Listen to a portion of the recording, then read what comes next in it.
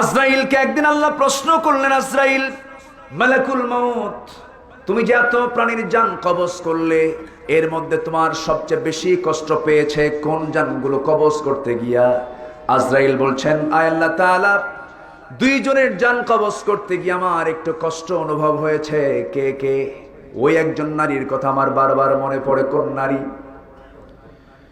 পেটে সন্তান, ভবিষ্যতের সময় হয়ে গেছে, প্রচন্ড ঝড় এসে গেছে, প্লাবন এসে গেছে। সেই প্লাবনের মধ্যে সেই মহিলা পড়ে গেছে একটা কাঠখণ্ডের উপরে। ওই মহিলার ডেলিভারির সময় হয়ে গেল। সেই কাঠখণ্ডে ওই মহিলার পেট থেকে বাচ্চা প্রসব হলো।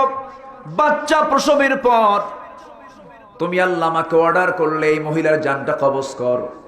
আমি মহিলার যখন জান কবজ করতে গেলাম, ভাবলাম আহারে, এই বাচ্চার পাশে এখন কেউ নাই। আমার একটু কষ্ট হয়েছিল। আরেকটা কষ্ট কোন সময়? মালাকুল মউত বলে ফেললেন, আরেকটা কষ্ট হলো যখন সাদ্দাত 300 বছর ধরে কল্পিত স্বর্গ দুনিয়াতে বানিয়েছিল। বানানোর পর যেদিন সে সেই কল্পিত স্বর্গটা উদ্বোধন করার জন্য যখন তার ভিতরে ঢুকবে, একটা পা ঘোড়ার পিঠে আর একটা পা রাখবে স্বর্গের ভিতরে, সেই সময় অর্ডার হলো জান কবজ কর। আমি জান কবজ করে ফেললাম। আল্লাহ বলছেন, মালাকুল মউত, তুমি কি জানো সাদ্দাতকে নয় চিনেছ? ওই যে শিশুটা, তার মাকে আমি দুনিয়া থেকে বিদায় করে দিয়া ওই শিশুর সন্তানকে যে কাঠখণ্ডের উপরে জীবিত রেখেছিলাম, ওই ব্যক্তিও কিন্তু এই সাদ্দাতই ছিল।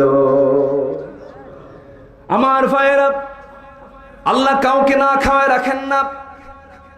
আল্লাহ তো উদার। পৃথিবীর এমন কোন প্রাণী নাই যে প্রাণী না খেয়ে থাকে। আল্লাহ কাফের কেউ খাওয়ান, আল্লাহ মুশরিক কেউ খাওয়ান, আল্লাহ মুনাফিক কেউ খাওয়ান, সকল প্রাণীকে খাওয়ান কে? কিন্তু বিচার করবেন কয়দিন? আসতে বলবেন না, বিচার করবেন কয়দিন? একদিন বিচার করবেন। সেই বিচারের মুখোমুখি আমাকে আপনাকে হতে হবে। আমরা সেই বিচারের মুখোমুখি হয়ে যাব। এমন একটা কঠিন সময় চলে আসবে, মানুষ ভালো হবে আখিরাতের চিন্তায় না দুনিয়ার চিন্তায়? আসতে বলুন, আখিরাতের চিন্তায় না দুনিয়ার চিন্তায়? আখিরাতের বিশ্বাস যদি না থাকে, সমাজ অপরাধ বেড়ে যাবে।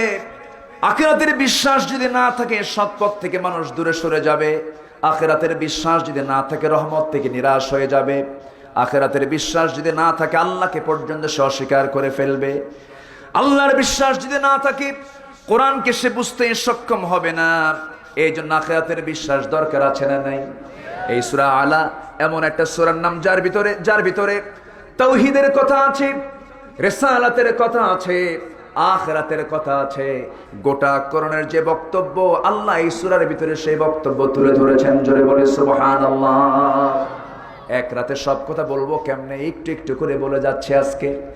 কে উঠবেন না, আমরা শেষ পর্যন্ত থাকবো। জোরে বলি ইনশাআল্লাহ।